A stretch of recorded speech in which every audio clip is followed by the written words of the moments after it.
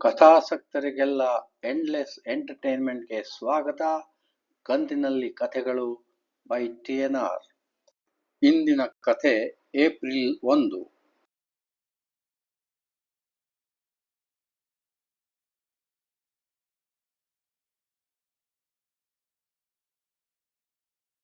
ಅತ್ಯಂತ ಪ್ರಮುಖರಲ್ಲಿ ಒಬ್ಬರಾಗಿದ್ದ ಗೌಡರ ಸಾವಿನಿಂದ ಇಡೀ ಜಿಲ್ಲೆಯ ಬೆಳೆಗಾರ ಸಮೂಹವೇ ಮೌನವಾಗಿದೆ.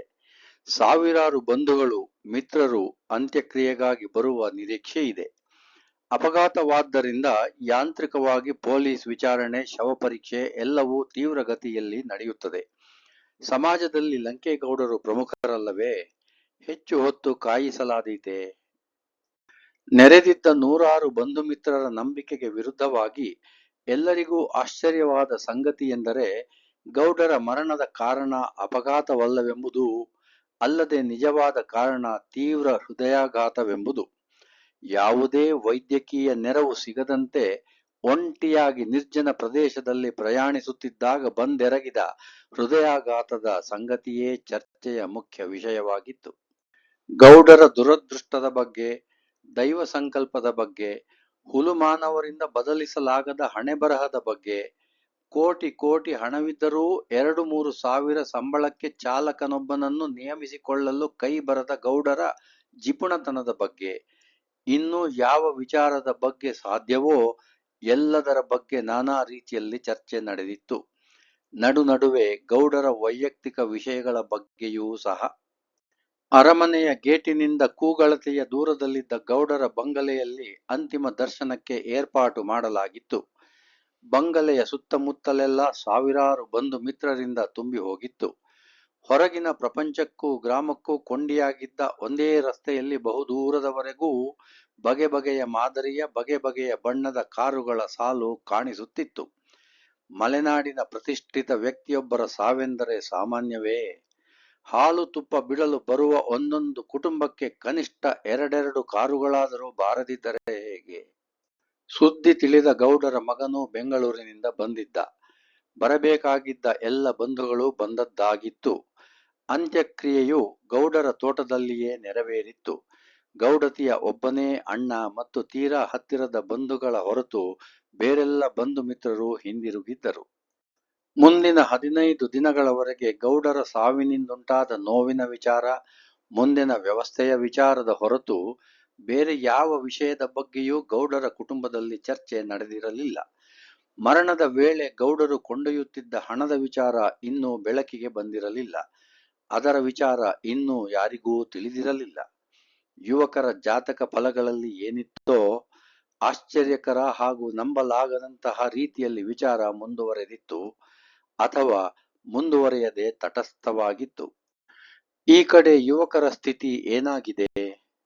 ಭುವಿ, ಪ್ಲೀಸ್, ನಿನ್ನೆ ನನ್ನ ಮೊಬೈಲ್ ಬ್ಯಾಟರಿ ಡೌನ್ ಆಗಿತ್ತು. ಚಾರ್ಜರ್ ಮನೆಯಲ್ಲೇ ಬಿಟ್ಟಿದ್ದೆ. ಅದಕ್ಕೆ ನಿನ್ನೆ ಎಲ್ಲ ಮೊಬೈಲ್ ಆಫ್ ಆಗಿತ್ತು. ಅದಿರಲಿ ಬಿಡು. ಅದರಿಂದ ನನಗೆ ಈಗ ಎಂಥ ಆನಂದ ಆಗಿದೆ ಗೊತ್ತಾ? ನಿನ್ನೆಯಿಂದ ನಾನು ಮೊಬೈಲ್ಗೆ ಸಿಗಲಿಲ್ಲ ಅಂತ ತಾನೇ ನೀನೀಗ ಸಿಟ್ಟಾಗಿರುವುದು. ನೀನು ಸಿಟ್ಟಾಗಿರುವುದರಿಂದ ತಾನೇ ನಿನ್ನ ಮುಖದ ಅಂದ ಹಲವು ಪಟ್ಟು ಹೆಚ್ಚು ಆಕರ್ಷಕವಾಗಿರುವುದು. Come on baby, cheer up. ಏ ಚಿಂಚು, ಈ ಪೂಸಿ ಎಲ್ಲ ನನ್ನ ಹತ್ರ ನಡೆಯೋದಿಲ್ಲ. ನಮ್ಮ ಅಗ್ರಿಮೆಂಟ್ ಏನು? ನನಗೆ ನಿನ್ನಿಂದ ಸಿಟ್ಟು ಬಂದಾಗಲೆಲ್ಲ ನೀನು ಐಸ್ ಕ್ರೀಮ್ ಕೊಡಿಸಬೇಕು. ಅಲ್ಲದೆ ಅದೇ ತಪ್ಪು 1 ವಾರದವರೆಗೆ ಪುನರಾವರ್ತನೆಯಾಗಬಾರದು. ಓಕೆ ಬೇಬಿ, ಇದೇ ತಪ್ಪು ಮುಂದಿನ ವಾರ ಕಳೆದೇ ಮಾಡ್ತೀನಿ, ಸರಿನಾ? ಅದೇ ಬೇಡ ಅನ್ನೋದು ನಾನು. ನಡಿ, ಐಸ್ ಕ್ರೀಮ್ ಕೊಡಿಸು. ಆ ಐಸ್ ಕ್ರೀಮ್ ಅಗ್ರಿಮೆಂಟು ನಾನು ಒಪ್ಪುವಂತ ಸಣ್ಣ ತಪ್ಪುಗಳಿಗೆ ಮಾತ್ರ ಸೀಮಿತ ಅಂತ ಗೊತ್ತಿದೆ ತಾನೇ? ಸರಿ ನಡಿ. ಹೋಗುತ್ತಾ ದಾರಿಯಲ್ಲಿ ಹೇಳು, ನಿನ್ನೆ ಎಲ್ಲಿ ಹೋಗಿದ್ದೆ, ಏನು ಮಾಡಿದೆ? ಇದೀಗ ಪರಿಸ್ಥಿತಿ ಚಿಂಚಾಮಿರೆಡ್ಡಿಯ ಕುತ್ತಿಗೆಯವರೆಗೆ ಬಂದಿತ್ತು. ಅವಳ ಮಾತಿನಲ್ಲಿ 2 ವಿಚಾರಗಳಿದ್ದವು. ಒಂದು, ಅವಳು ಒಪ್ಪದೇ ಇರುವಂತಹ ತಪ್ಪುಗಳು ನಡೆದರೆ ಐಸ್ ಕ್ರೀಮ್ ಅಗ್ರಿಮೆಂಟ್ ಉಪಯೋಗಕ್ಕೆ ಬಾರದೆಂಬುದು. 2, ನಿನ್ನೆಯ ಬಗ್ಗೆ ಕೇಳುತ್ತಿದ್ದಾಳೆ, ಅದು ಹೇಳಲಾಗದ ವಿಚಾರ. ಇವುಗಳಿಂದ ಅವಳು ಒಪ್ಪಲಾರದಂತಹ ತಪ್ಪುಗಳು ಒಂದಲ್ಲ 2 ಆಗಲಿವೆ. ಭುವಿ ಬೇಬಿ, ನೀನು ನನ್ನನ್ನು ಕಟ್ಟಿ ಹಾಕಬೇಕು ಅಂದ್ರೆ ಬೇಗ ಮದುವೆ ಆಗಿಬಿಡೋಣ. ಹೀಗೆ ಬ್ರಹ್ಮಚಾರಿಯಾಗಿದ್ದು ಫ್ರೀ ಬರ್ಡ್ ತರ ಇರದಿದ್ದರೆ ಗಂಡು ಕುಲಕ್ಕೆ ನಾಚಿಕೆ ಆಗುವಂಥದ್ದು. ಅರ್ಥ ಆಯ್ತಾ?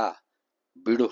ನಾನು ಹೋಗಿದ್ದು ಯಾವುದೋ ಒಂದು ಬಂಗಲೆಯನ್ನು ವ್ಯಾಪಾರ ಮಾಡಿಸುವ ವಿಚಾರಕ್ಕೆ.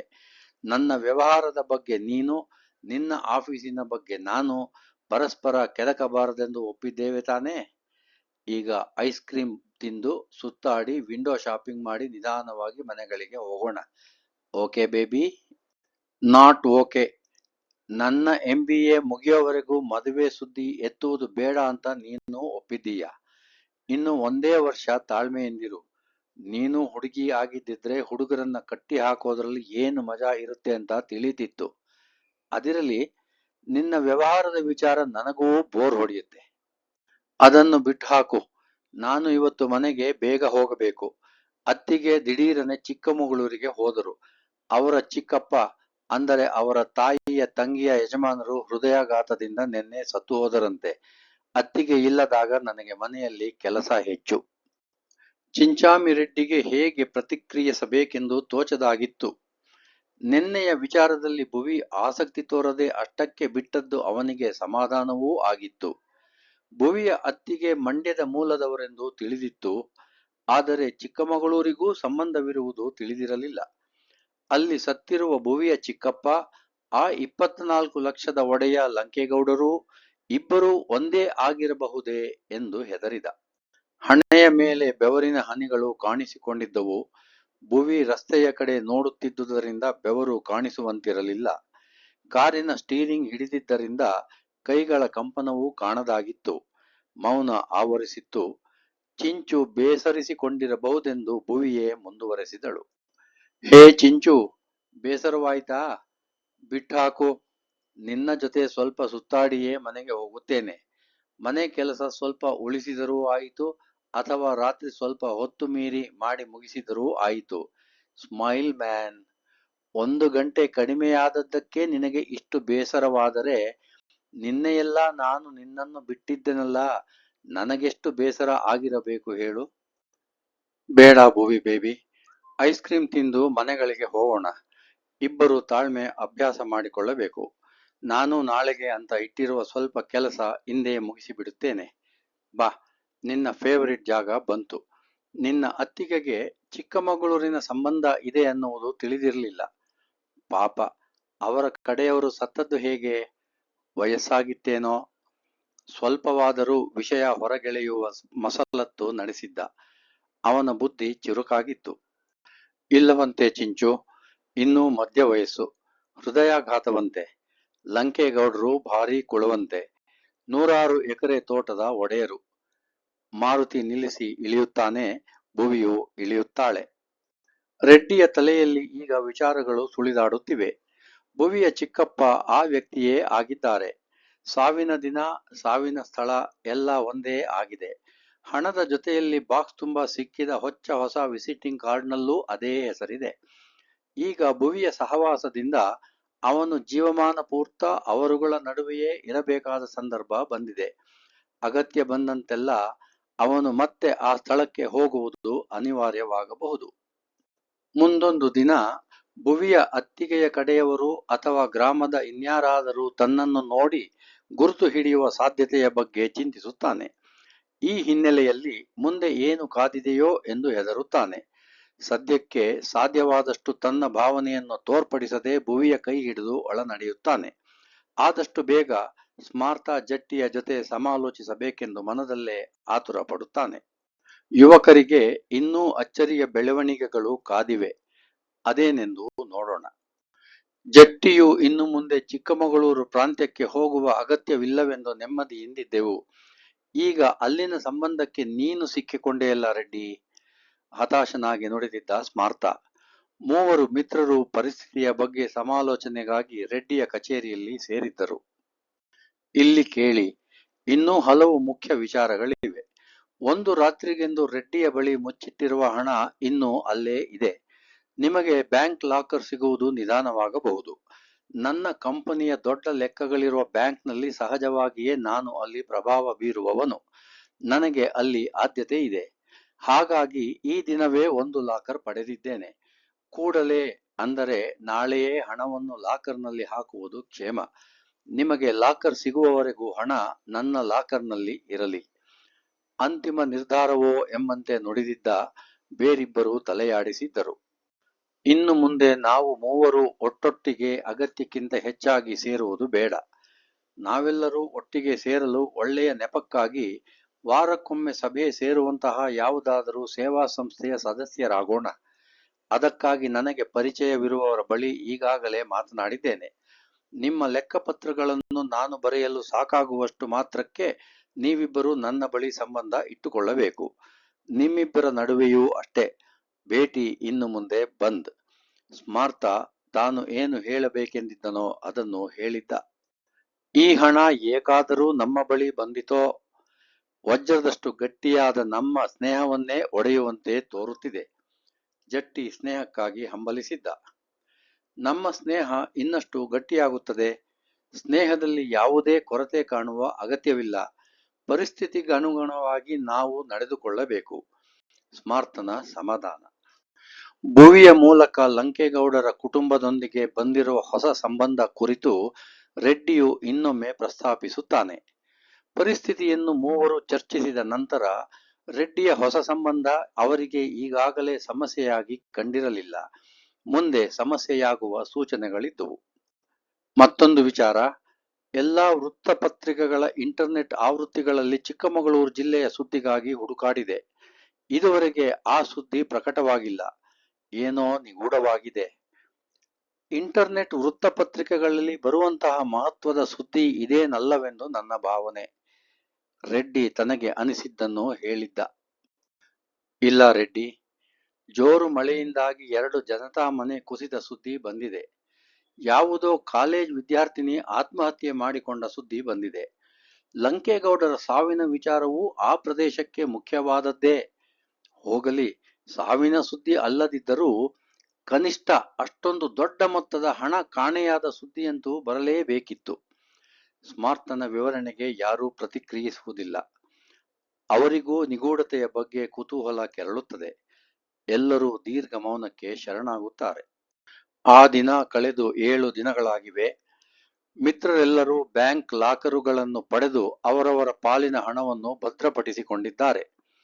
ಈ ಮಧ್ಯೆ ಸನ್ನಿವೇಶ ಹೊಸ ತಿರುವು ಪಡೆಯುವಂತೆ ಕಾಣುತ್ತಿದೆ. ದುಡಿದು ಸಂಪಾದಿಸದ ಕೈ ಸೇರಿದ ಹಣ ಕಾಪಾಡಿಕೊಳ್ಳುವಲ್ಲಿ ಎಷ್ಟು ಮಾನಸಿಕ ಯಾತನೆ ಅನುಭವಿಸಬೇಕೆಂದು ಒಬ್ಬೊಬ್ಬರಿಗೆ ಅನುಭವವಾಗುತ್ತಿದೆ.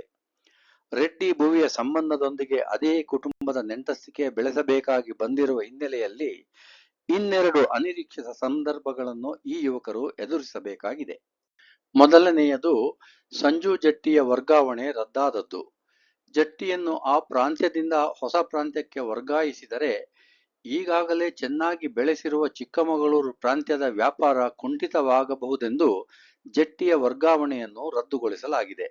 ಹಾಗಾಗಿ ಅವನು ಅದೇ ಪ್ರಾಂತ್ಯದಲ್ಲಿ ಮತ್ತೆ ತಿರುಗಾಡಬೇಕಾದ ಅವಶ್ಯಕತೆ ಇದೆ. ಇದರ ಮೇಲೆ ಎಂಥ ಕಲ್ಪನೆಗೂ ಮೀರಿ ಹೊಸದಾಗಿ ಸೃಷ್ಟಿಯಾದ ಸಮಸ್ಯೆ ಎಂದರೆ, ಸ್ಮಾರ್ತನಿಗೂ ಅದೇ ಪ್ರಾಂತ್ಯಕ್ಕೆ ಇನ್ನೊಂದು ರೀತಿಯ ಸಂಬಂಧ ಬೆಳೆದದ್ದು. ಇದು ಅತ್ಯಂತ ಅನಿರೀಕ್ಷಿತವಾಗಿತ್ತು. ಅಲ್ಲದೆ ಎಲ್ಲರಿಗೂ ಆಘಾತ ತಂದಿತ್ತು. ಅನಿರೀಕ್ಷಿತವಾಗಿ, ಅನಪೇಕ್ಷಿತವಾಗಿ ನಿಧಿ ಆ ಮೂವರು ಯುವಕರಿಗೆ ಸಿಗುವಂತಾಗಲು ವಿಧಿ ನಡೆಸಿದ ಪಿತೂರಿಯ ಇನ್ನೊಂದು ಅಧ್ಯಾಯವೋ ಎಂಬಂತೆ ಆ ಮೂವರೂ ಒಂದಲ್ಲ ಒಂದು ರೀತಿಯಲ್ಲಿ ಅದೇ ಪ್ರಾಂತ್ಯದಲ್ಲಿ ಓಡಾಡುತ್ತಿದ್ದು, ಆ ಘಟನೆಯನ್ನು ಪದೇ ಪದೇ ನೆನಪಿಸಿಕೊಂಡು ಯಾರಾದರೂ ಗುರುತು ಹಿಡಿಯುವರೇನೋ, ಹಣ ಕೊಂಡೊಯ್ದ ಬಗ್ಗೆ ಸಂಶಯ ಬರುವುದೇನೋ ಎಂಬ ಹೆದರಿಕೆಯಲ್ಲೇ ಜೀವಿಸಬೇಕಿತ್ತು. ಸ್ಮಾರ್ತ ದುಡಿಯುತ್ತಿದ್ದ ಸಂಸ್ಥೆ ಅಂತಾರಾಷ್ಟ್ರೀಯ ಮಟ್ಟದಲ್ಲಿ ಪ್ರವಾಸೋದ್ಯಮದಲ್ಲಿ ಹೆಸರು ಮಾಡಿದ್ದ ಸಂಸ್ಥೆಗಳಲ್ಲೊಂದು.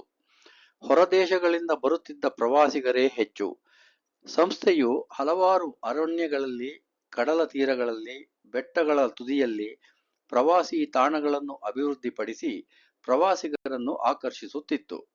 ಪ್ರಕೃತಿಯ ಮಡಿಲಲ್ಲಿಯಷ್ಟೇ ಅಲ್ಲದೆ ಹಳೆಯ ಪರಂಪರೆ ಹಿನ್ನೆಲೆಯ ತಾಣಗಳನ್ನು ತನ್ನ ಗುಂಪಿಗೆ ಸೇರಿಸುವ ಇರಾದೆ ಸಂಸ್ಥೆಯದ್ದಾಗಿತ್ತು.